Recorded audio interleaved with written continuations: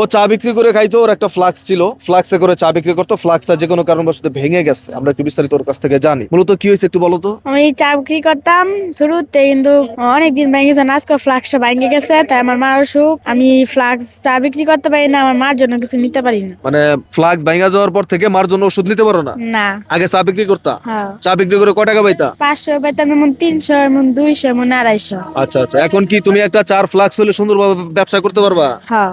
হ্যাঁ দর্শক, ভিডিওতে একটা করে শেয়ার দিয়ে যাবেন, ওকে আমরা একটা চায়ের ফ্লাক্স কিনে দিব। দর্শক ভাইরা, আমার ফ্লাক্সটা ভেঙে গেছে, আমার মার অসুখ, আমি কিছু নিতে পারি না, আপনার ভিডিওটা একটা করে শেয়ার দিয়ে দেবে। আচ্ছা দর্শক, বিষয় হচ্ছে ভিডিওতে একটু আপনারা শেয়ার দিয়ে না, এই মেয়েটা খুবই ভালো একটা মেয়ে, ওর মা অসুস্থ, খুবই অসুস্থ, ওর মায়ের জন্য ওষুধ কিনে নিয়ে যায়। ও চা বিক্রি করতো আগে, এখন ফ্লাক্সটা ভেঙে গেছে, তো এখন চা বিক্রিও করতে পারে না, মায়ের জন্য ওষুধও নিয়ে যেতে পারে না। যদিও ক্যামেরার সামনে কথা বলতে লজ্জা পাচ্ছে, কিন্তু কিছুক্ষণ আগে আমাদের সাথে কান্নাকাটি করছে, খুবই বিনয়ী ভাবে আমাকে বলছে যে ভাই আমাকে একটা ফ্লাক্স কিনে দেন। তো আমরা উদ্যোগ নিচ্ছি, ওকে একটা ফ্লাক্স কিনে দিব আপনাদের সহযোগিতা। আসলে আপনারা ভিডিওগুলো লাইক কমেন্ট শেয়ার করেন বলেই কিন্তু আমরা ওদের পাশে দাঁড়াতে পারি। তো আমরা চাচ্ছি ওকে একটা ফ্লাক্স কিনে দিব। আপনারা অবশ্যই ভিডিওটা বেশি বেশি শেয়ার করবেন, যেন ভিডিওর ইনকামের টাকা দিয়ে আমরা ওকে একটা ফ্লাক্স কিনে দিতে পারি। সবাই ভালো থাকবেন, ধন্যবাদ।